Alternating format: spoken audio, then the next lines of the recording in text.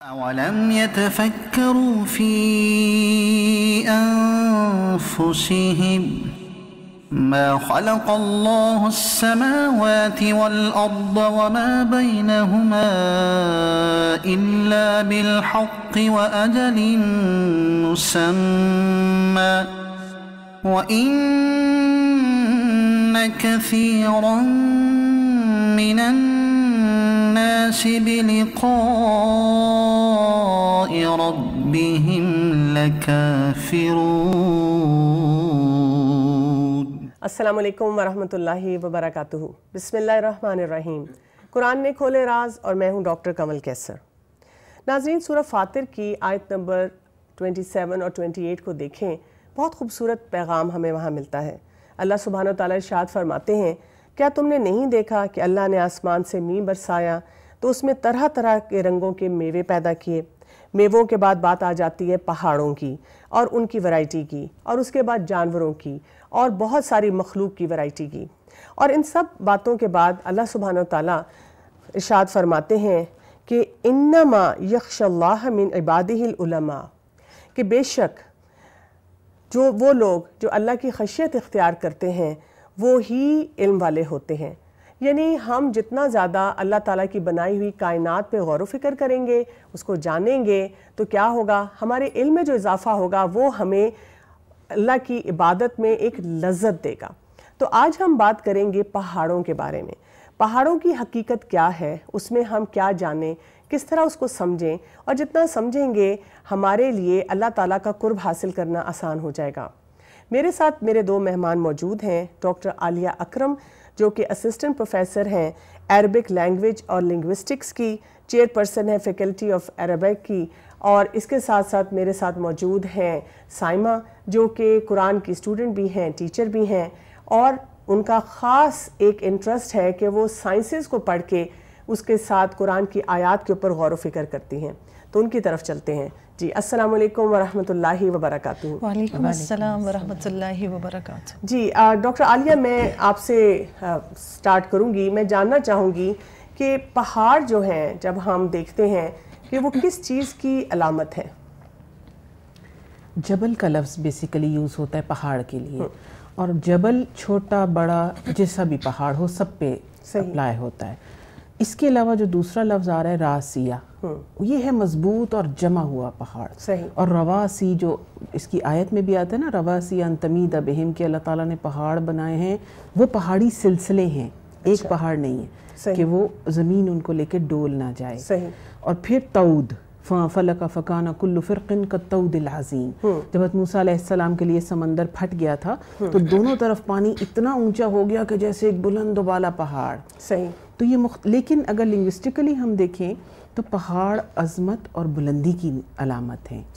اور ہم عربک میں جب کہتے ہیں نا فلان جبل، تو وہ بھاری بھرکم ہونا بھی مراد ہوتی ہے، اور یہ کہ ثابت قدم، اور جبلت بھی اسی سے ہے، اسی روٹ ورڈ سے، عادت، فطرت، انسان کی عادت بھی پکی ہوتی ہے نا، مشکل سے چھٹتی ہے۔ بالکل صحیح، یہ بنیادی اس میں میننگ ہے۔ اچھا سائمہ، جب ہم پہاڑوں کی بات کرتے ہیں تو قرآن میں پہاڑوں کو میخوں کی مانند کہا گیا ہے، تو سائنس جو ہے اس سلسلے میں ہمیں کیا بتاتی ہے، کیا اس کی ایکسپلینیشن دیتی ہے؟ جی بالکل، اللہ سبحانہ وتعالیٰ نے سورہ النبا آیت نمبر 6 اور 7 میں فرمایا أَلَمْ نَجْعَلِ الْأَرْضَ مِهَادًا وَالْجِبَالَ أَوْتَادًا، کیا ہم نے زمین کو فرش نہیں بنایا اور پہاڑوں کو میخوں کی مانند نہیں بنایا؟ پھر اس میں جو اوتاد کا لفظ ہے وہ کہتے ہی میخوں کو ہے۔ کچھ عرصے پہلے سائنٹسٹس کا یہ خیال تھا کہ یہ جو پہاڑ ہے ہماری، یہ سطحی بلندیاں ہیں سرفس پہ۔ لیکن 1960s میں جب انہوں نے ریسرچ کیا، ان کو معلوم ہوا کہ یہ پہاڑ جتنے کہ زمین کے اوپر ہیں اس سے تقریباً 10 گنا سے 15 گنا تک زمین کے اندر ہیں۔ اور اس سے یہ بھی پتہ چلا، سبحان اللہ، جو اللہ سبحانہ وتعالیٰ نے 1450 سال پہلے ہمیں بتایا نبی صلی اللہ علیہ وسلم کے ذریعے، انہوں نے جو ریسرچ کی، ان کو پتہ چلا کہ جو ارتھ کی ریڈیس ہے وہ 6035 کلومیٹرز ہیں، جو کہ ہمارا ارتھ کے کرسٹ کے مقابلے میں بہت زیادہ ہے۔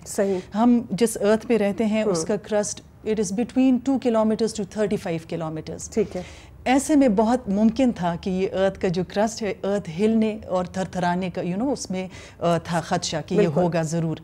تو ایسے میں یہ پہاڑ سبحان اللہ میخوں کی طرح کام کرتے ہیں کہ ارتھ کے کرسٹ کو سٹیبلائز کرتے ہیں. بالکل صحیح. جیسے کہ ہمارے ارتھ کے کرسٹ جو ہے ٹوٹی ہوئی ہے پلیٹس میں, جی, اور یہ پلیٹس پھر زمین کے اندر کا جو کور ہے نا اس کے اوپر پگھلے ہوئے حصے پہ تیر رہے ہیں. صحیح. تو اس کو استینوسفیر کہتے ہیں اس ایریا کو. اچھا. ایسے میں یہ پہاڑ اس کے اوپر جب رکھے گئے اللہ سبحانہ تعالیٰ کی طرف سے, انہوں نے ان پلیٹس کو بھی سٹیبلائز کیا. ٹھیک ہے. تو یہ ایک بہت بڑی نعمت ہے. جیسے ایک خیمے کے میخ ہوتے ہیں اور خیمے کو سٹیبلائز کرتے ہیں, اسی طرح یہ پہاڑ ہمارے ارتھ کو سٹیبلائز کرتے ہیں.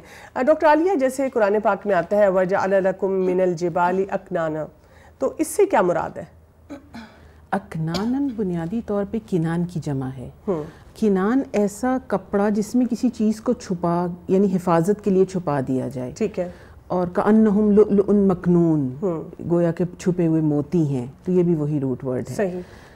بنیادی طور پہ پہاڑوں میں ترجمہ تو ہم یہ کرتے ہیں کہ غار موجود ہیں جس میں چھپا جا سکتا ہے, لیکن اب تو بہت کچھ سائنٹیفکلی ایسا بھی دریافت ہو گیا کہ there are many ores, the iron ore, copper ore, gold, silver پہاڑوں میں چھپے ہوئے ہیں. اللہ تعالیٰ, اور اب حکمت بھی سمجھ آتی ہے کہ ان میٹلز کی وجہ سے یہ پہاڑ اتنے مضبوط ہیں کہ یہ زمین کو ہلنے نہیں دیتے. ٹھیک ہے. ایک تو خزانے ہمیں مل رہے ہیں اور اس کے علاوہ اسٹیبلٹی زیادہ ہوتی جا رہی ہے, زیادہ اسٹرانگ ہے. صرف مٹی یا پتھر کے پہاڑ نہیں ہیں جو بظاہر نظر آتے ہیں. بالکل صحیح. اچھا, قیامت کے بارے میں بھی جیسے پہاڑوں کا اس سے لنک قرآن پاک میں بتایا جاتا ہے, تو قیامت میں پہاڑوں کا کیا انجام ہوگا؟ وَيَسْأَلُونَكَ عَنِ الْجِبَالِ فَقُلْ يَنْسِفُهَا رَبِّي نَسْفًا, پوچھتے ہیں یہ پہاڑوں کے بارے میں تو کہہ دیجئے کہ میرا رب انہیں اکھاڑ کے پھینک دے گا. نصفہ جو روٹ ہے, نصفت الریح, ہوا کا کسی چیز کو جڑ سے اکھاڑ کے پھینک دینا. تو قیامت میں اللہ تعالیٰ نے خود بتا دیا کہ میں ان پہاڑوں کو جڑ سے اکھاڑ کے, اور یہ بھی ایک روٹ ورڈ اس بات کی دلالت کر رہا ہے کہ پہاڑوں کو جیسا انہوں نے بتایا کہ جتنے اوپر ہیں اس سے زیادہ نیچے ہیں ان کی جڑیں ہیں. بالکل صحیح. تو اللہ تعالیٰ ان کو جڑوں سے نکال کے اڑا دے گا. اچھا سائمہ, یہ جب ہم پہاڑوں کی بات کریں اور آپ نے ذکر بھی کیا کہ یہ زمین کو اسٹیبلٹی دیتے ہیں, تو وہ اسٹیبلٹی جو ہے اس کی کیا نوعیت ہے؟ اس کی نوعیت یہ ہے ڈاکٹر صاحب, سب سے پہلے تو آیت دیکھ لیتے ہیں سورہ النحل ورس نمبر 15 کو. وَأَلْقَ فِي الْأَرْضِ رَوَاسِيَ أَن تَمِيدَ بِكُمْ, اور اسی نے زمین میں پہاڑ بنا کر رکھ دیا تاکہ تم کو لے کر ڈھلک نہ جائے, جھک نہ جائے. اب جو جیسے میں نے آپ سے عرض کیا, ابھی میں آپ کو ارتھ کے ماس کے بارے میں بتانا چاہوں گی. پہلے اس کے کرسٹ کی موٹائی کے بارے میں بتایا. ارتھ کا جو ماس ہے وہ تقریباً ایک ایسٹیمیٹ کے مطابق 6000 ملین ٹنز ہیں. اچھا. تو اس کے مقابلے میں پہاڑوں کے یہ جتنے بھی سلسلے اللہ سبحانہ وتعالیٰ نے بنائے ہیں زمین پہ, اگر دیکھا جائے تو بہت کم ہے ان کا وزن. It is travel in front of them. لیکن یہ اسٹیبلائز کیسے کرتے ہیں, that is an interesting question. وہ زمین کو اپنی پلیسمنٹ کے اعتبار سے اسٹیبلائز کرتے ہیں, جیسے اللہ سبحانہ وتعالیٰ نے ان کی پلیسنگ کی ہے زمین پہ. مثال کے طور پہ آپ نارتھ امریکہ کے ماؤنٹن رینجز کو لے لیجئے, پھر ساؤتھ امریکہ کے لے لیجئے, یہ آپ کی زمین کا نارتھ اور ساؤتھ ہو گئے. پھر آپ یورپ کے ایلپس کو دیکھ لیجئے, اور ہمارے ایشیا کے ہمالیاز وغیرہ کو دیکھ لیجئے, یہ آپ کے ویسٹ اور ایسٹ ہو گئے. تو سائنٹسٹ کے مطابق ان کی جو زمین پر پلیسمنٹ ہے وہ ایک عظیم میتھمیٹیکل پریسیجن کی ذریعے کی گئی ہے, جس نے اس کو مطلب سٹیبلٹی دی ہے ارتھ کو نا. اور رواسی, جیسے انہوں نے کہا کہ پہاڑی سلسلوں کو کہتے ہیں, and it also means something that stabilizes, something that gives you stability. جیسے کہ ہم نے پچھلے پروگرامز میں بھی ڈسکس کیا تھا کہ ارتھ جب اپنے ایکسس پہ روٹیٹ کرتی ہے تو وابل کرتی ہے, اور اس وابلنگ کی وجہ سے ارتھ پہ لائف پاسبل نہ ہوتی اگر اللہ سبحانہ وتعالیٰ نے سولوشن کے طور پہ یہ ماؤنٹنز نہ رکھے ہوتے, اس کی پلیسمنٹ اس طریقے سے نہ کی ہوتی جو کہ زمین کو سٹیبلائز. ہم یہ بھی دیکھتے ہیں کہ جب 2005 میں یہاں پہ بہت جو میجر ارتھ کویک آیا تھا, اور اس میں کچھ پہاڑ ایسے تھے جو کہ کہتے ہیں لوگ کہ نارتھن ایریاز میں کہ یہ ختم ہو گئے, ہمیں نظر نہیں آ رہا اس کے بعد. اور اس کی وجہ سے بہت سے لوگ کہتے تھے کہ ہم کھڑے ہوتے ہیں تو ہمیں لگتا ہے کہ ہم سٹیبل نہیں ہیں, ہم تھوڑا سا ڈیزی فیل کرتے ہیں. بالکل, دیکھیں پہاڑوں کی کتنے مطلب فائدے ہیں. بالکل. اور اگر آپ دیکھیں تو پہاڑوں کے بننے کا جو طریقہ ہے نا وہ بھی بہت ہی فائدہ مند ہے. اچھا. آپ ارتھ کے کرسٹ کے نیچے جو ٹیکٹونک پلیٹس آپ کے ہوتے ہیں وہ آپس میں ٹکرا جاتے ہیں. صحیح. جب وہ آپس میں ٹکراتے ہیں تو ایک پہاڑ زمین کے سرفیس کے اوپر آ کے پہاڑ کی شکل اختیار کرتا ہے, دوسرا اس کے نیچے جا کے اس کی روٹ بناتا ہے. ٹھیک ہے. تو اس طرح وہ جو روٹ بنتا ہے وہ بہت گہرائی تک چلا جاتا ہے, اور پھر وہ فردر ٹیکٹونک پلیٹس کو سٹیبلٹی دیتا ہے ان کو. سبحان اللہ. ڈاکٹر عالیہ یہ بتائیے گا کہ ان جو بڑی نشانیوں کی طرف اللہ سبحانہ وتعالیٰ نے ہمیں اشارہ دلوایا ہے, تو ہمیں کیا سمجھانا چاہ رہا ہے ہمارا رب؟ جتنے دنوں سے ہم بات کر رہے ہیں، کبھی ہم نے گیلیکسیز کی بات کی، کائنات، آسمان، زمین، پہاڑ، سوچنے کی بات ہے کہ اللہ تعالیٰ اصل میں کیا چاہ رہے ہیں، اور پھر یہ کہ ان چیزوں کی قسمیں بھی کھائی ہیں. والشمس، سورہ شمس کو ہی دیکھ لیں، والشمس وضحاها والقمر اذا تلاها، تقریباً 10-11 چیزوں کی قسم کھائی ہے. ونفس وما سواها، اور انسانی جان کی بھی. تو اس میں اگر ہم، اور جواب قسم بتاتا ہے کہ یہ قسمیں کیوں کھائی جا رہی ہیں، کیا وجہ ہے. تو وہ آیت جو اس پوری صورت کا بنیادی نچوڑ ہے وہ ہے کہ قد افلح من زکاہا وقد خاب من دساہا. تحقیق کامیاب ہو گئے وہ لوگ کہ جنہوں نے اس نفس کو تزکیہ کیا، اور نامراد ہو گئے جنہوں نے اس کو دبا دیا. اب یہ جو زکاہا کا ورڈ ہے یہ بتاتا ہے کہ ہم سمجھتے ہیں ہم تزکیہ کر کے ایک دن میں ایک بہترین انسان بن جائیں گے. اللہ تعالیٰ ہماری سائیکالوجی کو جانتے ہیں. زکا پہ جو تشدید ہے وہ بتاتی ہے کہ اس میں تدریج ہے. کوئی بھی انسان کھیتی، اس کا بنیادی ہے کہ کھیتی کا نمو پانا. کوئی بھی کھیت ایک دن میں پھل نہیں دیتا، بالکل صحیح، نہ پودے دیتا ہے. تو اللہ تعالیٰ کو پتا ہے کہ ہم نے بس یہ کوشش میں لگ جانا ہے کہ ہم اپنے آپ کو بہتر سے بہتر کرتے جائیں. بالکل صحیح. اور اسی طرح جب قد خواب من دساہا میں بھی تشدید ہے. کوئی بھی انسان ایک دم سے برا انسان نہیں بن جاتا. بچہ بھی پہلے ایک چھوٹی برائی کی طرف جائے گا، اگر نہ ٹوکا جائے تو دوسری میں پڑے گا، پھر بالآخر. تو یہ جو تدریج ہے یہ اللہ تعالیٰ کو پتا ہے کہ ہم اس فیز سے گزریں گے. بالکل صحیح. لیکن افلاح جو کامیابی اللہ تعالیٰ نے اشارہ دے دیا، وہ یہی کہہ رہے ہیں کہ اپنے آپ کو بہتری کی طرف لے جاؤ. اور افلاح بھی، آپ کامیابی کے لیے بھی ورڈز دیکھیں نا، فوز بھی ہے قرآن پاک میں، فلاح بھی ہے. فوز ایسی کامیابی ہے جو ایک دم مل جائے، اچھا ایک اچانک سے آپ کو لیکن افلاح یا فلاح ایسی کامیابی ہے جو آپ کی محنت کے نتیجے میں آپ کو ملے گی. جیسے کسان جو ہے وہ کھیت لگاتا ہے. اور پھر اس کا کیا ہمیں حل ملے گا؟ سورہ مومنون، قد افلح المؤمنون، وہ 8-10 آیتوں کے بعد پھر اللہ تعالیٰ کہتے ہیں کیا جزا ہے؟ اولئک هم الوارثون، یہ وارث ہیں. الذین یرثون الفردوس هم فیہا خالدون. تو فردوس اعلیٰ کی پھر ہمیں خوشخبری ہے اس کامیابی پہ. بالکل، جزاک اللہ خیر. جی ناظرین، یہاں پہ لیں گے ایک شارٹ بریک اور پھر چلیں گے اپنے اگلے سیگمنٹ کی طرف جہاں ملاقات کریں گے اپنے مہمان سے. اولم يتفکروا فی انفسهم ما خلق الله السماوات والأرض وما بينهما إلا بالحق وأجل مسمى وإن كثيرا من الناس بلقاء ربهم لكافرون. أولم يتفكروا في أنفسهم ما خلق الله السماوات والأرض وما بينهما إلا بالحق وأجل مسمى وإن كثيرا من الناس بلقاء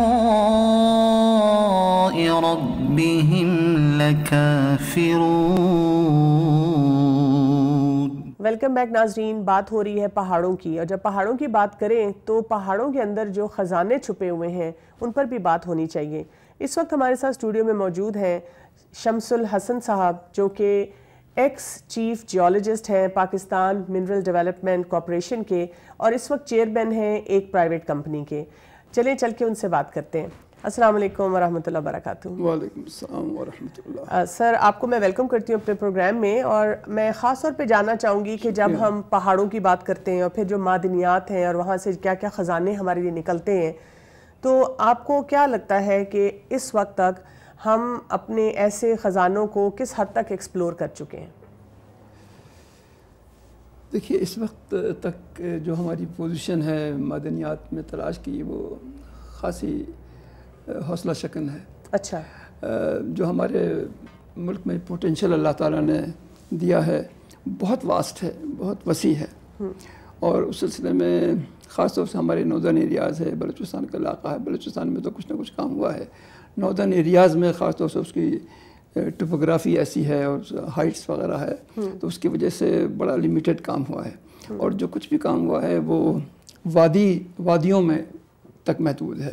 اچھا ہاں یعنی پہاڑوں تک ابھی ہم پہنچے ہی نہیں ہیں. جی پہاڑوں تک بہت کم حصہ پہاڑوں کا ہم کور کر پائے ہیں, مگر جو وادیوں میں مل گیا ہے اس کی جو پراپر فیسلٹیز ہیں گورنمنٹ کا تو یہ اب مسئلہ ہی نہیں ہے. کیا پوٹینشیل ہے اس یہ جیولوجی کی جو فیلڈ ہے اس میں آنے میں اور پھر ان چیزوں کو ایکسپلور کرنے میں ہمیں کیا پوٹینشیلز نظر آتے ہیں؟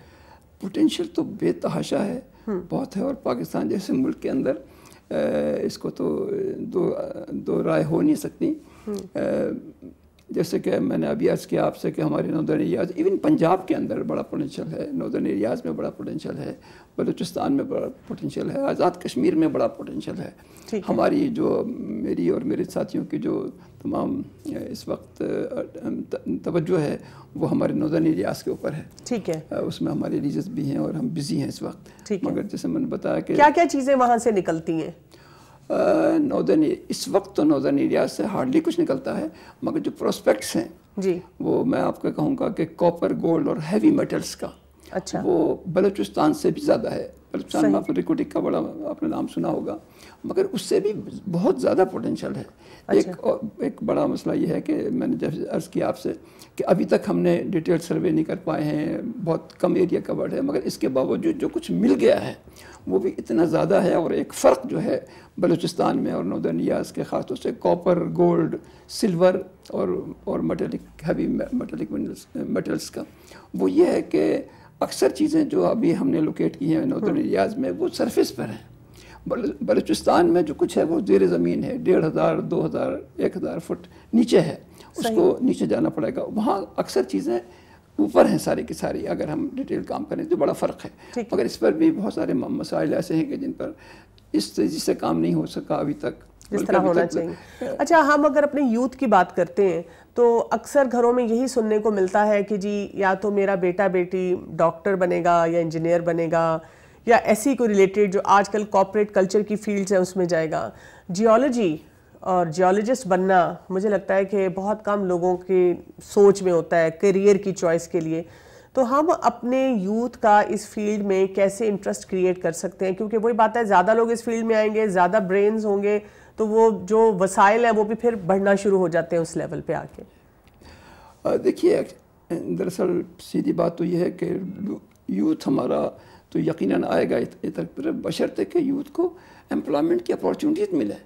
صحیح. کیونکہ ہمارے یہاں منرل ڈیولپمنٹ کے جو پروجیکٹس ہیں وہ نہیں لگ رہے یا اس میں بڑی مشکلات حائل ہیں. تو جب یہ صورتحال ہو تو یوتھ کیسے آئے گا؟ اور یہ کہ یوتھ کو انفارمیشن کے لیے ہے, یہ میں فلی ایگری کروں گا کہ ہمارے پاس بہت ساری ایسی چیزیں ہیں کہ ہم ان کو ایجوکیٹ کر سکتے ہیں, ان کو انفارم کر سکتے ہیں. وہ اس کے لیے بہت سارے میجرز لیے جا سکتے ہیں. جیسے ایون اسلام آباد میں بہت ساری ایسی چیزیں ہیں جو بڑی اچھی جیولوجیکل آبجیکٹس ہیں. جیسے گولڈا میں آئل سیپیجز ہیں جو میرے خیال میں بہت کم لوگوں کو پتہ ہوگا. نورپور شاہ میں اس کا آئل سیپیج ہے. اس کے علاوہ اور اسلام آباد میں بہت ساری ایسی چیزیں ہیں جس میں عام آدمی اور یوتھ بہت زیادہ انٹرسٹڈ ہوں گے. گولڈا میں بتاؤں گا کہ وہاں ریسنٹ راکس یا ریسنٹ ڈیبرز جو ہے وہ موومنٹ میں ہے. اچھا. فولڈنگ اور فالٹنگ اسی ہو رہی ہے, جس کے معنی ہے کہ ابھی تک وہ ایکٹیویٹی چل رہی ہے اور وہ بہت ریسنٹ ایکٹیویٹی ہے. تو یہ بہت ساری انٹرسٹنگ چیزیں ہیں اسلام آباد کے اندر ہی, مگر اس کا ہمارے پاس کسی کو پتہ ہی نہیں ہے. جگہ جگہ اگر اس کے ہم بورڈ لگا دیں, جگہ جگہ اطلاع کے وہ لگا دیں تو شاید صورتحال بدلے. ٹی وی کے اوپر ایسے پروگرام ہوں تو اسلام آباد ہر جگہ بے شمار ایسی چیزیں ہیں جہاں کے عام آدمی کے انٹرسٹ کی بہت چیزیں بکھری پڑی ہیں. یعنی اس کا مطلب ہے کہ اتنا کچھ یہاں پہ ہے جو کہ ایکسپلور کیا جا سکتا ہے. اسکول کالج لیول پہ جو ٹرپس جاتے ہیں ان کو ایسی ایجوکیشنل ٹرپس دیے جائیں تاکہ بچوں میں یہ اویئرنیس آئے. اچھا یہ جو ہماری جیسے کوئی بھی معدنیات نکلتی ہیں تو کیا ان کی کوئی سرٹن لائف بھی ہوتی ہے اور اس کو اسیس بھی کیا جا سکتا ہے؟ جیسے ہم کہتے ہیں سوئی کے مقام سے گیس نکلی لیکن اب کہتے ہیں جی وہ اب گیس کم پڑ رہی ہے, تو کیا ایسے بھی ہوتا ہے کہ جی یہ چیزیں ختم ہو جاتی ہیں پھر آگے کے لیے کیسے ان کو فردر ایکسپلور کیا جاتا ہے کہ اگر ایک یہ ایریا سے سب کچھ ختم ہو گیا ہے تو آگے ہم کہاں پر جائیں؟ صحیح. دیکھیے جہاں تک آئل اور گیس کا تعلق ہے وہ تو چیزیں ایسی ہیں کہ جہاں ایک خاص مقدار میں ہے, کچھ جلدی ختم ہو جاتی ہیں, کچھ دیر میں ختم ہوتی ہیں. مگر باقی جو چیزیں ہیں اکثر ان میں سے ایسی ہیں کہ جو خاص طور سے ہمارے ملک میں جو بے حد حساب ہے ختم ہونے کا ان کا امکان ہی کوئی نہیں ہے. سبحان اللہ. تو وہ بھی چیزیں اپنی جگہ ہیں، جیسے آپ کا راک سالٹ ہے، جیسے آپ کا لائم اسٹون ہے، ڈولومائٹ ہے، اور بے شمار چیزیں ہیں جن کا ختم ہونے کا کوئی امکان نہیں ہے. ٹھیک ہے. قرآن پاک میں اللہ سبحانہ و تعالیٰ نے جو ہمیں بتایا خاص طور پہ جیسے کہ یہ میخوں کی طرح پہاڑوں کو گاڑا ہوا ہے جو کہ اسٹیبلٹی دے رہے ہیں زمین کو اور سارے ماحول میں بھی ان کا ایک رول ہے. لیکن آج کل ہم دیکھتے ہیں کہ جگہ جگہ پہ ان پہاڑوں کو توڑا جا رہا ہے، کاٹا جا رہا ہے. آپ کو لگتا ہے کہ اس سے کوئی اثرات ہیں وہ ایسے آئیں گے یا ان کے بارے میں ہمیں محتاط رویے سے چلنا چاہیے؟ جہاں تک پہاڑوں کو توڑنے کا تعلق ہے اور مجھ سے کچھ نکالنے کا تعلق ہے تو اس سے معدنیات میں تو کوئی فرق نہیں پڑتا. صرف یہ ہے کہ پہاڑوں کی خوبصورتی کا مسئلہ ہے صحیح کہ یہ ہو جائے، اس میں کچھ بہت سے لوگوں کا خیال ہوتا ہے. تو مگر میرا اپنا ذاتی خیال یہ ہے کہ کسی معدنیات کو نکالنے کے لیے صرف خوبصورتی کو آڑے نہیں آنا چاہیے. اگر وہ لوگوں کے فائدے کی چیز ہے تو اس کو نکالنا چاہیے. صحیح، اس میں کوئی قباحت نہیں ہے. اور ٹھیک ہے سر، یہاں پہ جیسے سالٹ فلینک ٹریپس ہیں، ان کے بارے میں آپ ہمیں بتائیں گے کچھ کہ یہ کیا ہوتے ہیں؟ جی، یہ بہت اچھا آپ نے سوال کیا. ایکچولی اسپیکنگ ہمارا آپ نے نام سنا ہوگا کوہستانی نمک، جو کالا باغ سے لے کر اور جہلم تک کا جو پہاڑی سلسلہ ہے اس کو کوہستانی نمک کہتے ہیں. تو اس کے ساتھ ہی بڑے امکانات ہیں، خاص طور سے کالا باغ کے مقام پر.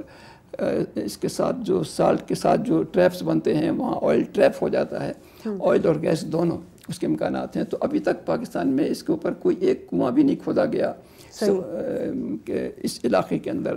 اور اس میں کئی ملکوں میں جیسے اب سعودی عرب ہے یا ٹیکساس کا علاقہ ہے اس میں، امریکہ میں، اور کتنے ممالک ہیں، جرمنی کا اکثر علاقہ ہے، اور بہت سارے ممالک ہیں جن میں آئل پایا جاتا ہے سالٹ کی وجہ سے، سالٹ کے ٹریپس کی وجہ سے.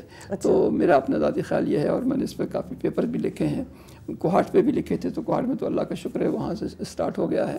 اس علاقے میں ابھی تک ہمارا کچھ نہیں ہوا ہے، اور یہ بہت اہم ایک فیلڈ ہے جہاں کہ ہم آئل گیس میں خود کفیل ہو سکتے ہیں. سر، آپ کے ماشاءاللہ اتنے ایکسپیرینسز ہوں گے اس فیلڈ میں، آپ نے مختلف ممالک کا دورہ بھی کیا، وہاں پہ بھی کام کیا. اگر کوئی ایسا انٹرسٹنگ ایکسپیرینس ہے آپ ہمارے ساتھ شیئر کرنا چاہیں؟ دیکھیے، میں یہ عرض کروں گا ایکسپیرینسز تو بہت ہیں. میں نے بڑا تفصیلی کام کیا ہے افغانستان میں بھی 1999 کے اندر، اور پھر اس کے بعد ایران میں 2002 میں گیا تھا. وہاں بھی میں نے کوئی 24 دن گزارے ہیں. وہاں تو ڈاکٹر عبدالقدیر خان صاحب نے ہی مجھے بھیجا تھا نوکنڈی اسٹیل مل پروجیکٹ کے سلسلے میں، کوئلے کی تلاش میں کہ کوئلہ وہاں پر ہے نہیں. تو وہاں پہ میں نے دیکھا کہ بڑا زبردست پوٹینشیل ہے اور وہ پاکستان اس سے بڑا فائدہ اٹھا سکتا ہے. خاص طور سے ہمارے پاس کوئلے کے ڈپازٹ بہت کم ہیں اور بڑے خراب ہیں. وہ کسی اسٹیل انڈسٹری میں استعمال نہیں ہو سکتے، اور سوائے اس کے کہ اس کو اینٹوں کے بھٹوں میں جلا دیا جائے، یہ استعمال کیا جائے. تو اس میں افغانستان سے ہم بڑا فائدہ اٹھا سکتے ہیں. وہاں کے پٹے لے کر بڑی مائنس ڈیولپ کر سکتے ہیں. اس میں ہمارا فیول کا اب ہم امپورٹ کر رہے ہیں فیول انڈونیشیا سے اور کئی اور ممالک سے، ایران سے بھی کچھ نہ کچھ اسمگل ہو کر آ رہا ہے. تو ایران اور افغانستان دو ممالک ایسے ہیں جن کے پاس بے حد و حساب اور بڑی ہائی کوالٹی کا کوکنگ کول ہے، اسپیشلی ایران کے اندر، جو ہمارے یہاں ناپید ہے، جس کی وجہ سے ہماری اسٹیل انڈسٹری ابھی تک نہیں بن سکی ہے انڈیجنس اور کے اوپر، اپنے ملک کے اوپر.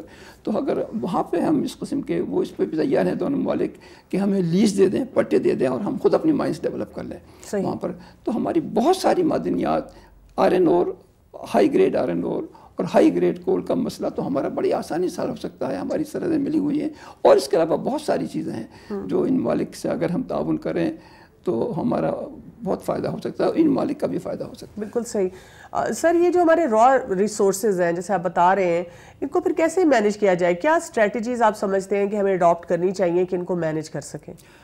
بہت مناسب، یہ شکریہ آپ کا کہ آپ نے یہ سوال کیا. دیکھیے، ایسا ہے کہ اس میں ہمیں صرف یہ کرنا ہے کہ جو گورنمنٹ کا کام ہے کہ ہم اس میں سے جو مائننگ رائٹس حاصل کرنے کے جو طور طریقے ہیں، جو رولس ریگولیشنس ہیں، اور جو انداز ہے ان ڈپارٹمنٹس کا، ان کو ہم آسان کریں پبلک کے لیے. پبلک کو ان کو جو ادارے نکالنا چاہتے ہیں ان کو ہم سپورٹ دیں اور آسانی دیں تاکہ یہ جلدی سے جلدی نکلیں، اور اس میں جتنی بوٹل نیکس ہیں ان کو ختم کیا جائے. اگر صرف گورنمنٹ یہ کر دے، اور دوسرے اس کے علاوہ یہ بھی ہے کہ جو گورنمنٹ کے ادارے اس کے لیے بنائے گئے ہیں معدنیات کے سروے کے لیے، جیسے آپ کا جیولوجیکل سروے آف پاکستان ہے، اور وہ ہیں، وہ آج کل ایسا ہے کہ اگر آپ ان سے بات کریں، کہیں گے جی ہم پرائیویٹ لوگوں کے لیے کام نہیں کرتے، ہم پرائیویٹ کے لیے کچھ نہیں کر سکتے. حالانکہ سب چیز تو پرائیویٹ ہی کرے گی، جو کچھ بھی کرے گی، گورنمنٹ کے ادارے تو بند ہوتے چلے جانے، گورنمنٹ تو انڈسٹری میں آئے گی نہیں. تو اگر یہ تمام ادارے جیسے اور ممالک میں ہر جگہ ایسا ہی ہے بالکل کہ وہاں تو اگر آپ یہ ثابت کر دیں جیسے آپ کا سویڈن ہے اور کچھ اور ممالک ہیں، تو اگر وہاں یہ پبلک کے اوپر جو معدنیاتی کمپنیز ہیں ان کے رائے کے اوپر دار و مدار ہوتا ہے کہ کوئی گورنمنٹ کا ادارہ قائم رہے یا نہ رہے. صحیح. اگر وہ یہ کہہ دیں کہ صاحب یہ ہمارے کام کا نہیں ہے یہ ادارہ، تو ہمارے ہاں جیسے جیولوجیکل سروے آف پاکستان ہے، یہ اسی لیے ڈیولپ ہوا ہے کہ یہ سروے کریں اور تاکہ پبلک نکال سکے، ملک کے کام آ سکے.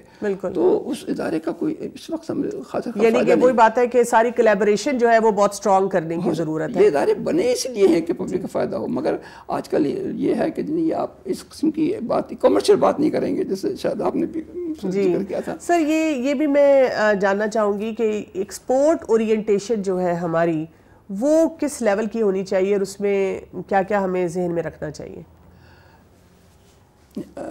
ایکسپورٹ اورینٹیشن یا ایکسپورٹ اورینٹیڈ پروجیکٹ تو ایکچولی ہمارے لیے بہت اہم ہے، اور یا ایکسپورٹ سبسٹیوشن کہ جو ایکسپورٹ ختم ہو سکے، دونوں چیزیں بڑی اہم ہیں. تو اس میں کتنی چیزوں پہ کام ہو سکتا ہے، خاص طور سے اسٹیل مل کا جو پروجیکٹ ہے اس میں اگر ہم ڈیولپ کر لیں تو اسٹیل تو سارے کا سارا ہم امپورٹ کر رہے ہیں اس وقت 9 ملین ٹنس کے قریب سارا کا سارا ہم امپورٹ کر رہے ہیں. کہ ہمارے پاس اللہ تعالیٰ نے بے حد و حساب آئرن اور کے ڈپازٹ دیے ہوئے ہیں. اس کے لیے ہمارا پنجاب بھرا پڑا ہے، فرنٹیئر کا علاقہ جو ہے ہمارا خیبر پختونخوا کے ڈپازٹ، ہم ایک نہیں ہم 4-5 اسٹیل ملیں بھی لگا سکتے ہیں اور ہمیں ختم ہونے کا کوئی امکان نہیں ہے. بلوچستان میں اسٹیل مل لگ سکتی ہے انڈیجنس آئرن اورس کے اوپر، پنجاب میں لگ سکتی ہے، خیبر پختونخوا میں لگ سکتی ہے. تو اگر اس پہ توجہ دیں، سب سے بڑا پروجیکٹ تو ہمارا یہی ہوگا سبسٹیوشن کا ہو سکتا ہے، اور بھی بہت سارے پروجیکٹ ہو سکتے ہیں، مگر یہ میرے خیال میں اس وقت سب سے اہم جو ہمارے یہ پاکستان کے لیے پروجیکٹ ہے وہ انڈیجنس آئرن را مٹیریلس کے اوپر بیسڈ اسٹیل ملس کا قیام ہے. صحیح. اور اس کے اوپر بڑا کام ہو چکا ہے. جرمنی میں ہمارا 15,000 ٹن آئرن اور 1966 میں کامرشل فرنس کے اوپر اسمیلٹ ہو چکا ہے، اس کی فوکس ویگنیں بن کے بک چکی ہیں. صحیح. اور سب کچھ تیار ہو چکا ہے، مگر اس پہ بھی ہم اسٹیل نہیں لگا سکتے. اس وقت رشنس کو ہم نے، اب ایوب خان کا زمانہ تھا، رشنس کو ہم نے یہ پروجیکٹ دے دیا. کوسیجن صاحب کے ایک زبانی بیان پر 1968 میں اسلام آباد کے ایئرپورٹ پر کہ جی ہم اسٹیل مل دے رہے ہیں. ہم نے جرمنوں کو واپس کر دیا کہ جی اب ہم تو رشیا سے لگوائیں گے، اور رشنس نے ہماری کراچی اسٹیل مل لگا دی جو ہمارے لیے مصیبت بنی ہوئی ہے. ہر چیز امپورٹیڈ ہے وہاں پر. تو اگر ہم اس بات پر اگر تھوڑا سا توجہ دینے تو ہمارے بہت سارے مسائل حل ہو سکتے ہیں. مجھے لگ یہ رہا ہے آپ کی بات سن کے کہ ماشاءاللہ جتنا آپ کا وسیع تجربہ ہے اتنے سالوں کا، اگر ہمارا یوتھ جو ہے جو اس فیلڈ میں آتا ہے اور ہمارے پالیسی میکرز جو ہیں اگر اس بات کو سمجھیں کہ اللہ سبحانہ تعالیٰ نے اتنے خزانے ہمیں دیے ہوئے ہیں اور ہم اگر ان کو صحیح صرف استعمال کریں، صحیح ڈائریکشن اور رخ میں جائیں تو ہم بہت سا فائدہ حاصل کر سکتے ہیں. بہت بہت شکریہ سر آپ کا. جی ناظرین، یہاں پہ ہم نے بہت اہم باتوں کو سنا اور اس میں بہت سی ہوپ ہے. اس میں یہ ہوپ ہے کہ اللہ تعالیٰ نے ہمیں اتنے خزانے دیے ہوئے ہیں، صرف ہمیں کام کیا کرنا ہے کہ ان کو چینلائز کرنے کے لیے اپنا بھرپور حصہ جو ہے اس میں ڈالنا ہے. یہاں پہ لیں گے ایک شارٹ بریک اور پھر چلیں گے اپنے اگلے سیگمنٹ کی طرف. أَوَلَمْ يَتَفَكَّرُوا فِي أَنفُسِهِمْ مَا خَلَقَ اللَّهُ السَّمَاوَاتِ وَالْأَرْضَ وَمَا بَيْنَهُمَا إِلَّا بِالْحَقِّ وَأَجَلٍ مُّسَمًّى وَإِنَّ كَثِيرًا مِّنَ النَّاسِ بِلِقَاءِ رَبِّهِمْ لَكَافِرُونَ أَوَلَمْ يَتَفَكَّرُوا فِي أَنفُسِهِمْ مَا خَلَقَ اللَّهُ السَّمَاوَاتِ وَالْأَرْضَ وَمَا بَيْنَهُمَا إِلَّا بِالْحَقِّ وَأَجَلٍ مُّسَمًّى وَإِنَّ كَثِيرًا مِّنَ النَّاسِ بِلِقَاءِ رَبِّهِمْ لَكَافِرُونَ. ویلکم بیک ناظرین. ہم جہاں بات کر رہے ہیں پہاڑوں کی اور ساتھ ساتھ بات کر رہے ہیں ارتھ سائنسز کی.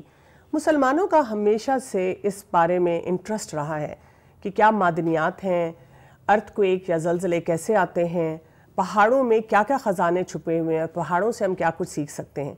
بہت انٹرسٹنگ بات آپ کے ساتھ شیئر کروں کہ مسلمانوں کا جو عروج کا وقت تھا تو پہلے 300 سال میں مسلمانوں نے ایجپشین سے، انڈین سے، گریک سے، رومن سے جو کچھ بھی انہوں نے اس سلسلے میں کام کیا ہوا تھا وہ سب کو ٹرانسلیٹ کیا اور اس کے بعد اس سے آگے ریسرچ شروع کی۔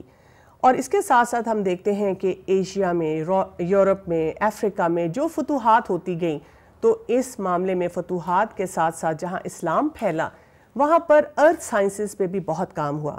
ہم دیکھتے ہیں کہ 11th سینچری میں بہت مشہور جو اسکالر ہے ابن سینا، اور انہوں نے ایک کتاب لکھی، کتاب الشفا، اس میں جہاں انہوں نے فلسفی پہ بات کی، ساتھ انہوں نے نیچرل سائنسز پہ بھی بات کی۔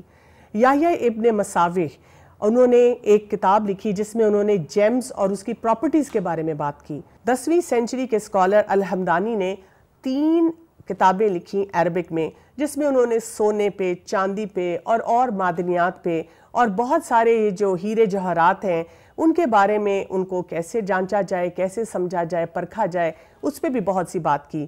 تو ہم یہ دیکھتے ہیں کہ مسلمانوں نے ہر دور میں جو کچھ قرآن سے سیکھا اور جو کچھ انہوں نے حاصل کیا اس پہ بہت سا کام بھی کیا۔ چلتے ہیں ہم اپنی ساتھی کی طرف، سائمہ میرے ساتھ موجود ہیں، ہم ان سے جاننا چاہیں گے کہ سائمہ جب ہم بات کرتے ہیں پہاڑوں کی تو پہاڑوں میں انسان اور حیوانات کے لیے کیا کیا فائدے موجود ہیں؟ جی، پہاڑوں میں اللہ سبحانہ وتعالیٰ نے فرمایا سورہ النازعات آیت نمبر 32 اور 33 میں وَالْجِبَالَ أَرْسَاهَا، اور اس پر پہاڑوں کا بوجھ رکھ دیا، مَتَاعًا لَكُمْ وَلِأَنْعَامِكُمْ، یہ سب کچھ تمہارے لیے اور تمہارے مویشیوں کے لیے فائدے کے باعث ہیں۔ صحیح۔ اللہ سبحانہ وتعالیٰ نے پہاڑوں میں بیش بہا فائدے رکھے ہیں انسانوں کے لیے اور حیوانات کے لیے۔ اگر آپ دیکھیں برف جو ہے وہ پہاڑوں کی چوٹیوں پہ گرتی ہے، وہاں پہ جمع ہوتی ہے، ہم واٹر ریزروائرز بناتے ہیں، اس سے ہمیں توانائی حاصل ہوتی ہے۔ اس کے علاوہ پہاڑ جو ہے دریاؤں اور چشموں کی شکل میں ہمیں میٹھا تازہ پانی مہیا کرتے ہیں۔ پھر اس کے علاوہ وہاں کے ناردرن ایریاز کے میں دیکھ رہی تھی لوگوں کو when I was visiting there، ان کو جب پیٹ کے مسائل ہوتے تھے نا تو وہ گلیشیئر کا پانی بلاکس میں لا کر وہ استعمال کرتے تھے کیونکہ اس کے اندر اتنے منرلز ہوتے تھے جس سے ان کا علاج ہو جایا کرتا تھا۔ بالکل جی۔ اور اس کے علاوہ اگر دیکھیں تو یہ ہمیں یہ پرندوں کے لیے، جانوروں کے لیے، درندوں کے لیے، مختلف چیزوں کے لیے ایک پناہ گاہ بھی ہے، ان کا مسکن ہے، اور ہمارے مویشیوں کے لیے چراگاہ ہے، وہ چرتے ہیں وہاں پہ۔ اس کے علاوہ پہاڑوں میں قدرتی طور پر جو مختلف جڑی بوٹیاں اگتی ہیں اس سے میڈیسنز بنائے جاتے ہیں، وہ بھی فائدے کی چیز ہے۔ اور اگر آپ دیکھیں تو ان میں جو جنگلات لگائے جاتے ہیں جس سے لکڑی ملتی ہے جو بطور ایندھن آپ یوز کرتے ہیں، تعمیرات کے کام میں آپ اس کو استعمال کرتے ہیں۔ پھر پہاڑوں کے راکس کو آپ کرش کر کے اس سے سڑکیں بناتے ہیں۔ اور پھر یہ کہ پہاڑ آپ کے گلوبل اور علاقائی کلائمیٹک اور ویدر کنڈیشنز میں بہت اہم رول پلے کرتا ہے۔ بالکل صحیح بات۔ ایک تو یہ کہ تیز آندیاں جب آتی ہیں اس کو روک سکتا ہے، پھر سیلاب کی شکل میں روکتا ہے، ایگزیکٹلی جی، اس کی شیپ ہی ایسی اللہ نے بنائی۔ پھر جو سیلاب آتے ہیں پانی کے، ان کے اس میں مطلب پانی کے ڈائریکشنز کو چینج کرتے کرتے کرتے ان کا زور کم ہو جاتا ہے۔ پھر اسی طرح پہاڑوں میں لینڈ مارکس رکھے ہیں اللہ سبحانہ وتعالیٰ نے، رستے بنائے ہیں نشانیاں کے طور پہ، تو لوگ ان میں رستہ پاتے ہیں۔ یہاں تک میں ایک جگہ پڑھی تھی کہ جو شیپ ہوتی ہے ماؤنٹینز کی وہ ایسی ہوتی ہے جس کی وجہ سے سورج کی روشنی ہم تک پہنچتی رہتی ہے، وہ رک نہیں جاتی کسی وجہ سے۔ بالکل جی، ایسا ہی ہے، ان کے کانسٹیٹیوشن ہی ڈفرینٹ ہے نا، different shapes, different heights, different colours, اور سب میں اپنے اپنے فائدے ہیں۔ پھر پہاڑوں کے اندر اللہ نے اندر بھی مختلف خزانے رکھے ہیں ہمارے لیے، جیسے کچھ پہاڑوں سے سونا نکلتا ہے تو کچھ سے نمک، کچھ سے آپ کو ہیرے اور یورینیم جیسے ایکسپینسو ایلیمنٹس ملتے ہیں، اور کچھ سے آپ کو روبیز، سیفائرز، ایمرلز، یہ چیزیں ملتی ہیں۔ اور پھر یہ بھی ہے کہ اگر آپ دیکھیں تو ان کے بہت زیادہ یہ جو variety of colours, of shapes, even if you travel in your own country, آپ دیکھتے ہیں when you going towards the northern areas, different ranges, ایک وہ راکی خشک بالکل نا بیرن، اور پھر اس طرح اس کے اس سے پہلے لش گرین آپ کے ہمالایز وغیرہ آ جاتے ہیں، پھر داری دار ہوتے ہیں ان میں باقاعدہ، and they present such a beautiful view to you. اور صرف یہی نہیں، اس میں مختلف سپورٹس بھی کھیلے جاتے ہیں، ماؤنٹینئرنگ کو دیکھ لیں، اسکیئنگ کو دیکھ لیں، پھر اس میں کیبل کارز لگائے جاتے ہیں جس میں لوگ مطلب اس میں بیٹھ کے خوبصورت نظارے دیکھتے ہیں۔ اچھا، جب ہم پہاڑوں کی بات کرتے ہیں تو ایک انسان جس نے قرآن مجید پڑھا ہوا ہو اور وہ ایسی عظیم الشان نشانی کو دیکھتا ہے پہاڑوں کی، اور ہم یہ بھی دیکھتے ہیں کہ امیر غریب چھوٹا بڑا ہر شخص پسند کرتا ہے کہ ناردرن ایریاز میں جائے پہاڑوں پہ جائے ان کا سفر کیا جائے. تو اس کو ان پہاڑوں کو دیکھ کر ان پہ غور و فکر کر کے کس نتیجے پہ پہنچنا چاہیے؟ جی اس نتیجے پہ پہنچنا چاہیے پہلے تو سرسری اللہ تعالیٰ کی ان نشانیوں کو دیکھنا ہی نہیں چاہیے. جسٹ ود یور آئیز, بصیرت کے ساتھ دیکھنا چاہیے, ود یور انر آئی جس کو ہم کہتے ہیں نا دل کی نگاہ سے دیکھنا چاہیے. تو بہت سے لیسنز انسان سیکھتا ہے. سب سے پہلے یہ کہ اللہ سبحانہ وتعالیٰ نے قرآن مجید میں فرمایا ہے کہ کیا تم نے دیکھا نہیں کہ اللہ تعالیٰ کے لیے سجدہ ریز ہے جو بھی زمین و آسمان میں ہے, چاہے وہ سورج ہو, چاند ہو, پہاڑ ہو, درخت ہو, ستارے ہو اور کچھ انسان بھی. انسانوں کے لیے کچھ انسان بھی کہا, اور بہت سو پہ تو عذاب واقع ہو چکا. یہ اللہ سبحانہ وتعالیٰ کا بیان ہے. مطلب یہ کہ بہت سے جھکتے بھی نہیں ہیں. ٹھیک ہے نا. اچھا اب آپ دیکھیں کہ پہاڑ باقاعدہ سجدہ کرتے ہیں اللہ سبحانہ وتعالیٰ کے سامنے, اور اگر آپ نوٹ کریں نا تو ان کے سائے جو ہے نا وہ سورج کے مطابق دائیں اور بائیں پھیلتے چلے جاتے ہیں نا. اور پھر یہ بھی کہ ان کو مینشن کیا اللہ سبحانہ وتعالیٰ نے قرآن میں داؤد علیہ السلام کے مینشن کے ساتھ. اللہ تعالیٰ فرماتے ہیں اِنَّا سَخَّرْنَا الْجِبَالَ مَعَهُ يُسَبِّحْنَ بِالْعَشِيِّ وَالْإِشْرَاقِ, کہ ہم نے ان کے ساتھ پہاڑوں کو مسخر کیا, وہ تسبیح کرتے ہیں ہمارے شام اور صبح. اچھا ایک اور بات بہت مزے کی کہ ان میں خشیت الہی بھی ہے. بالکل صحیح. اچھا داؤد علیہ السلام کی آپ نے بات کی تو اس میں یہ بھی آتا ہے کہ جب یہ ذکر آتا ہے قرآن پاک میں کہ داؤد علیہ السلام کے لیے پہاڑ کو مسخر کیا گیا, تو وہاں پہ داؤد علیہ السلام کی کوالٹی بھی آتی ہے کہ وہ اواب تھے, یعنی کہ جب اتنی بڑی اللہ تعالیٰ کی نشانی ان کے لیے مسخر ہوئی ہے تو وہ اللہ تعالیٰ کے آگے اور جھک رہے ہیں. تو مجھے ایسی چیزیں ایسی آیات پڑھ کے یہ خیال آتا ہے ذہن میں کہ جو ایک جیولوجسٹ ہوگا جو اس فیلڈ میں جائے گا تو اس کو اللہ کا قرب ایسا حاصل ہو جانا چاہیے اور ایسی اللہ کی خشیت اس پہ ہو جانی چاہیے کہ وہ واقعی دنیا کے سامنے بھی اس طرح جائے کہ وہ اللہ کا بندہ بن کے رہے. اللہ کا بندہ بن کے رہے. بالکل جی. جیسے اللہ تعالیٰ نے قرآن میں سورہ الحشر میں فرمایا لو انزلنا هذا القرآن على جبل لرأيته خاشعا متصدعا من خشیت اللہ, اگر ہم اس قرآن کو پہاڑ پر اتارتے تو تم دیکھتے کہ یہ پھٹ جاتا, دب جاتا, گر جاتا اللہ کے خوف سے. یعنی اس میں لرننگ یہ ہے دیکھیں ڈاکٹر کنول کہ اتنے عظیم, اتنے میگنیفیسنٹ میجسٹک بینگز جس کے سامنے اگر آپ کھڑے ہو تو یو ول بی نو, مطلب جس طرح ایک چونٹی کے برابر انسان لگ رہا ہوتا ہے. تو اسی طرح اللہ سبحانہ وتعالیٰ چاہتے ہیں کہ جیسے ان کی یہ تمام باقی مخلوقات اللہ کے سامنے عاجز ہیں, ہمبل ہے, اللہ کی حمد و ثنا کرتے ہیں, انسانوں کو بھی اس سے یہی لیسنز ڈرائیو کرنا چاہیے کہ زندگی میں ہمبل رہنا چاہیے, عاجز رہنا چاہیے, خوشی سے سجدہ ریز ہونا چاہیے. یعنی کہ جو چیز ایک پہاڑ نے سمجھ لی اپنے رب کے بارے میں وہ انسان کو سمجھنے کی بہت زیادہ ضرورت ہے. جی پھر اس طرح اگر بات ہم کریں تو بعض دنوں کو اللہ نے بعض پر فضیلت دی, بعض مہینوں کو, پھر بعض پیغمبروں کو بعض پہ فضیلت دی. اسی طرح اللہ سبحانہ وتعالیٰ نے بعض پہاڑوں کو بعض پر فضیلت دی. اگر آپ دیکھیں کوہ طور پہ اللہ سبحانہ وتعالیٰ ہم کلام ہوئے موسیٰ علیہ السلام سے. اگر آپ غار حرا دیکھیں جو جبل نور پہ ہے, نبی صلی اللہ علیہ وسلم پہ وہی نازل ہوئی وہاں پہ.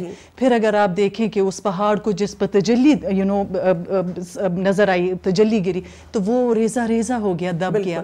پھر آپ دیکھیں غار سور کو جہاں نبی صلی اللہ علیہ وسلم, وہ بھی پہاڑ میں تھا نا, نبی صلی اللہ علیہ وسلم نے وہاں ہجرت کے دوران پناہ لی. اور پھر عرفات کی پہاڑی تو اٹ از ورتھ مینشننگ. بالکل جی, اللہ سبحانہ وتعالیٰ نے اپنے گھروں کی دیواریں بنا دی, یعنی ایک اینڈ پہ صفا کو رکھا تو دوسرے پہ مروہ کو رکھا. پھر آپ عرفہ کو دیکھ لیں, عرفہ کی پہاڑی کو, وہاں کتنی رحمتیں نازل ہوتی ہیں کہ بہت بڑے بڑے گناہ اللہ سبحانہ وتعالیٰ ایک خاص دن پہ معاف کر دیتے ہیں. پھر آپ دیکھیں سائمہ کہ ہمیں عاد اور سمود کے بارے میں بھی جو پتہ چلتا ہے, قوم عاد اور سمود, کہ وہ پہاڑوں کے اندر جو انہوں نے گھر بنائے, لوگ جاتے ہیں ان گھروں کو دیکھتے ہیں, لیکن یہ لرننگ نہیں ہوتی. مجھے جو چیز بہت زیادہ اپیل کرتی ہے کہ دیکھیں انہوں نے جب اتنا تکبر کیا کہ جو ہم نے کرافٹس مین کیا ہے, جو ہمارے لوگوں نے یہ گھر ایسے بنائے ہیں, رہتی دنیا تک کوئی نہیں بنا پا رہا, لیکن ان کے اوپر جو عذاب آیا کیونکہ انہوں نے اللہ تعالیٰ کے ساتھ اپنا کنیکشن نہیں کیا, اللہ کے حکم کے مطابق زندگی نہیں گزاری, اور اس کی وجہ سے کیا تھا, ایک قوم جو تھی وہ چلڈ ونڈ سے ختم ہو گئی. انہی پہاڑوں میں رہتے ہوئے بھی اللہ تعالیٰ نے جو ہے ان کی پکڑ کیسی کی. اور دوسرا جو تھا وہاں پر ایک ساؤنڈ آیا اور وہ ختم ہو گیا تو یعنی کہ یہ کتنی بڑی لرننگ ہے اس میں ساری جو ہے. جی بالکل نو ڈاؤٹ. پھر سیکھنے کی بات یہی ہے کہ مطلب اتنے اونچے اور اتنے میگنیفیسنٹ اور اتنے گریٹ ہونے کے باوجود if they are so humble in front of اللہ سبحانہ و تعالیٰ تو ہمیں بھی ہونا چاہیے. اور یہ بینیفٹس کتنے دیتے ہیں. جب ہم ان کے فائدوں پہ بات کر رہے تھے تو میں سوچ رہی تھی کتنے بینیفیشل ہے یہ ماؤنٹنز انسان کے لیے, حیوان کے لیے, selflessly they are going on providing. تو ہمیں بھی بینیفیشل انسان بننے چاہیے اوروں کے لیے. بالکل, جزاک اللہ خیراً, بہت بہت شکریہ. جی ناظرین, ہم پہاڑوں کی بات کرتے ہیں اور جب ہم پہاڑوں کے بارے میں غور و فکر کرتے ہیں اور ہم سوچتے ہیں کہ اللہ تعالیٰ نے کیا ہمارے لیے ایک اپنی تخلیق ہمارے سامنے رکھی اور ہمیں سکھایا. اب دیکھیں بنی اسرائیل کا قرآن پاک میں ذکر آتا ہے اور بتایا جاتا ہے کہ ان کے دل سخت ہو گئے. پھر اس کے بعد بھی پہاڑوں کی مثال آتی ہے اور پہاڑوں کے لیے کیا کہا جاتا ہے کہ ان میں سے کچھ پہاڑ ایسے ہیں جن سے چشمے پھوٹ پڑتے ہیں, کچھ پہاڑ ایسے ہیں جس سے پانی نکل آتا ہے, کچھ پہاڑ ایسے ہیں جو اللہ کی خشیت سے گر پڑتے ہیں. تو جب ہم ان پہاڑوں پہ جائیں اور ان کو پڑھیں, ان پہ غور و فکر کریں, ایسی سائنسز دیکھیں, تو پھر ہمیں کیا کرنا ہے, اپنے رب کے ساتھ اور زیادہ جڑنا ہے اور زیادہ اس کو جاننا ہے. اور یہی وہ راز ہے جو کہ قرآن نے کھولا. آپ سے اجازت چاہوں گی. السلام علیکم ورحمۃ اللہ وبرکاتہ. أَوَلَمْ يَتَفَكَّرُوا فِي أَنفُسِهِمْ مَا خَلَقَ اللَّهُ السَّمَاوَاتِ وَالْأَرْضَ وَمَا بَيْنَهُمَا إِلَّا بِالْحَقِّ وَأَجَلٍ مُّسَمًّى وَإِنَّ كَثِيرًا مِّنَ النَّاسِ بِلِقَاءِ رَبِّهِمْ لَكَافِرُونَ.